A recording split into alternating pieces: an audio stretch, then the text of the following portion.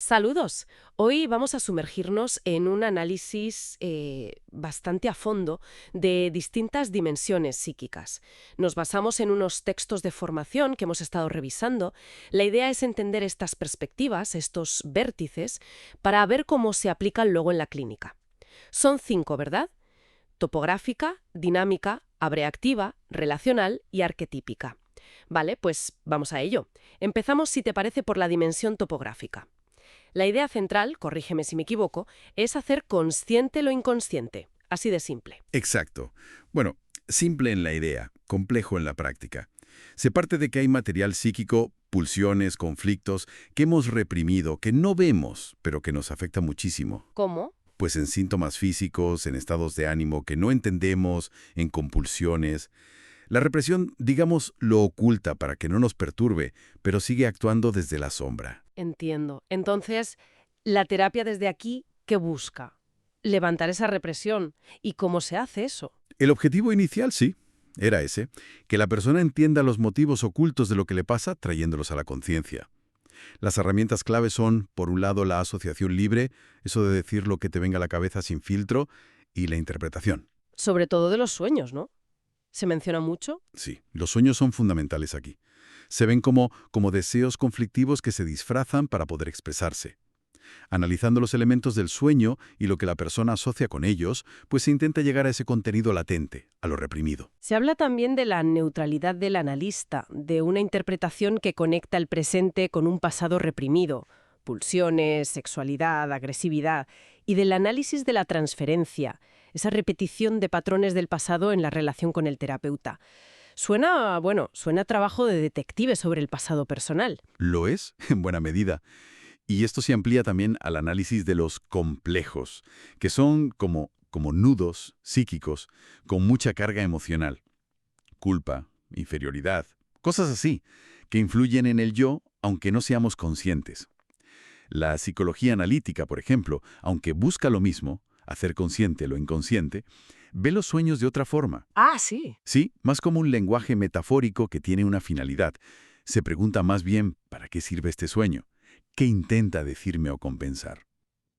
El insight clave aquí, yo diría, es que nuestro presente está tejido con hilos de un pasado oculto que necesita ser descifrado. Entendido. Si la topográfica busca qué hay oculto, la dimensión dinámica parece que se centra más en la lucha interna. ¿No es así? Justo. El foco se desplaza hacia el conflicto, entendido como la interacción entre las distintas instancias intrapsíquicas, el ello, el yo, el superyo. Y partes de ellas funcionan de manera inconsciente, claro. De aquí nace lo que se llamó la psicología del yo, que pone mucho énfasis en cómo las defensas del yo, que usamos sin darnos cuenta muchas veces, son las que mantienen las neurosis, los problemas. Y aquí esto me parece crucial. La idea de que hay que analizar primero las defensas, las resistencias, antes de ir al contenido profundo. Porque si no, la terapia se puede quedar en algo muy intelectual, ¿no? Entiendes cosas, pero no te cambian emocionalmente. Correcto, totalmente. Primero hay que ver cómo nos defendemos, cómo esas defensas se manifiestan incluso en nuestro carácter, en nuestra forma de ser, para luego poder acceder al material más sensible sin que la propia defensa lo bloquee o lo distorsione. También se empieza a valorar la capacidad de adaptación del yo, la idea de que hay un área libre de conflicto. Y un concepto interesante, la neutralización. Neutralización. ¿Sí? Transformar la energía más instintiva, más pulsional, en algo más, más útil socialmente o para la propia persona. Y algo importante, se empieza a considerar que perturbaciones graves pueden tener origen muy temprano, en etapas preedípicas, antes incluso de que se desarrolle el lenguaje verbal. El insight aquí es, no basta con saber qué nos pasa, hay que entender cómo nos protegemos de saberlo. Pero claro, a veces, por mucho que hablemos y entendamos, la emoción está como atrapada en el cuerpo, ¿no? Y ahí es donde entra la dimensión abreactiva. Exactamente. Esta dimensión reconoce que las defensas no son solo mentales o de carácter, sino también corporales. Corporales, ¿cómo? Pues como tensiones musculares crónicas, contracturas, bloqueos respiratorios, espasmos, el cuerpo también se defiende.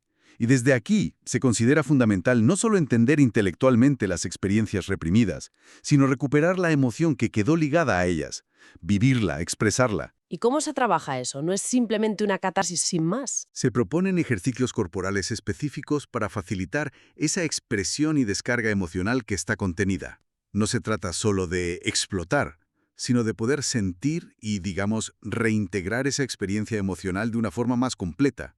Puede ser muy útil sobre todo en casos donde los afectos están muy bloqueados, y el análisis verbal corre el riesgo de quedarse en pura racionalización.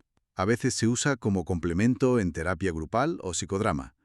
El insight sería: el cuerpo guarda memorias y emociones, que la palabra sola a veces no alcanza. Vale, esto nos lleva a un cambio de perspectiva bastante grande con la dimensión relacional. Aquí pasamos de mirar tanto hacia adentro a mirar más hacia afuera, a las relaciones. Sí, es un giro importante, radical diría yo. Aquí la piedra angular ya no son tanto las pulsiones internas como la necesidad primaria, básica, de relación. Necesitamos dependencia, soporte, contención, reconocimiento, para poder desarrollar un sí mismo, una identidad cohesionada y estable. ¿Y los problemas vendrían de fallos ahí? Exacto.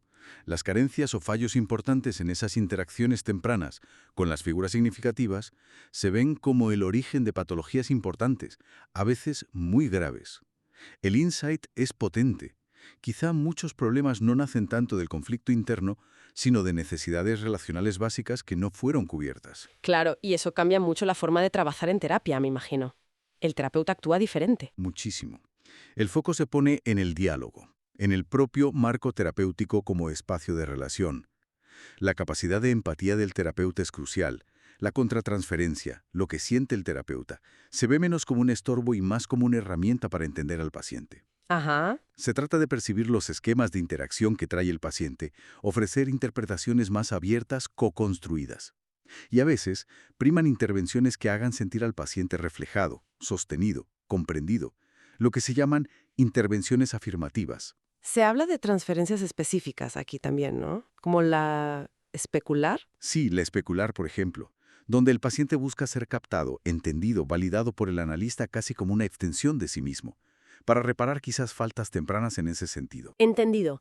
Y llegamos a la última, la dimensión arquetípica.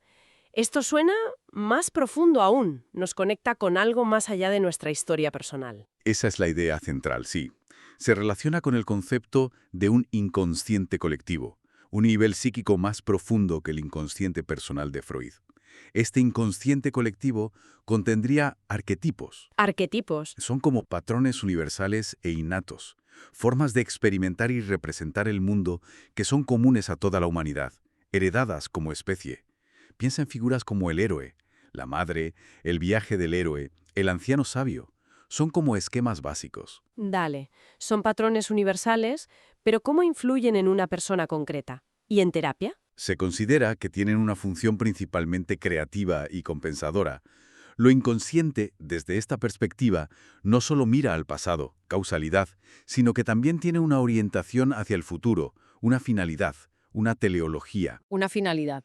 Sí, como si la psique tuviera una tendencia innata a buscar la integración, el sentido, la totalidad, lo que Jung llamó el proceso de individuación, desarrollar nuestro potencial único. Y estos arquetipos se activarían en momentos vitales clave, transiciones, crisis, y se manifestarían en sueños, fantasías, mitos personales, ofreciendo orientación. El insight aquí es: no solo somos producto de nuestra biografía personal, también participamos de patrones humanos universales que nos guían hacia el crecimiento y el sentido. O sea, que resumiendo mucho, hemos visto 5 lentes para mirar la psique. La topográfica, para descifrar lo oculto, lo inconsciente. La dinámica, para entender el conflicto interno y cómo nos defendemos. La abreactiva, para liberar la emoción atrapada en el cuerpo. La relacional, que pone el foco en sanar a través del vínculo y las necesidades de conexión. Y la arquetípica, que nos conecta con patrones universales y la búsqueda de sentido. Son como distintas ventanas, ¿no? A la enorme complejidad de lo que somos. Exactamente. Cada una ofrece herramientas, enfoques distintos y muy valiosos. Muestra que no hay una única forma correcta de entender o de intervenir. La elección o la combinación de ellas dependerá mucho de la evaluación que se haga y de las necesidades concretas de cada persona, de cada proceso. refleja la riqueza y la profundidad de la psique humana. Pues nos deja pensando. Una reflexión interesante sería, ¿cómo cambiaría nuestra manera de entender una misma dificultad? Pongamos, una ansiedad social, por ejemplo, si la miramos sucesivamente desde cada uno de estos 5 vértices. ¿Qué aspectos diferentes resaltaríamos? Algo para darle una vuelta. ¡Hasta la próxima!